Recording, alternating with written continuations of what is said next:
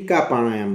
ભસ્ત્રિકા પ્રાણાયામ કરવાથી આપણું હાથના સ્નાયુ તો મજબૂત થાય જ છે, પરંતુ સાથે સાથે તમારામાં ફેફસા પણ મજબૂત થાય છે, અને ફેફસા મજબૂત થાય છે, બ્લડ પ્રેશરની સમસ્યા દૂર થાય છે, મન શાંત થાય છે, અને તમારું મનની સાથે સાથે ટેન્શન પણ દૂર થાય છે.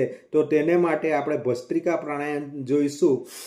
સૌ પ્રથમ આપણે હવા લેવાની છે, એટલે કે આપણે શ્વાસ લેવાનો છે ને શ્વાસ છોડતા જવાનું છે.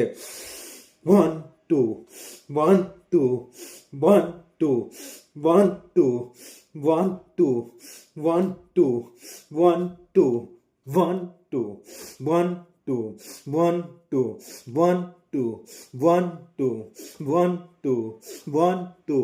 આ રીતે ભસ્ત્રિકા પ્રાણાયામથી આપણું મન તો શાંત થાય છે, સાથે સાથે આપણને ટેન્શન પણ દૂર થાય છે, અનિદ્રાની સમસ્યા પણ દૂર થાય છે, અને આપણી જે તણાવ છે આખા દિવસનો તણાવ પણ તમારો દૂર થઈ શકે. આ ભસ્ત્રિકા પ્રાણાયામ તમે ગમે ત્યારે કરી શકો છો, પરંતુ જમ્યાના 1 કલાક પછી ખાસ કરવું જરૂરી છે, અથવા તો સવારે પણ કરી શકો છો.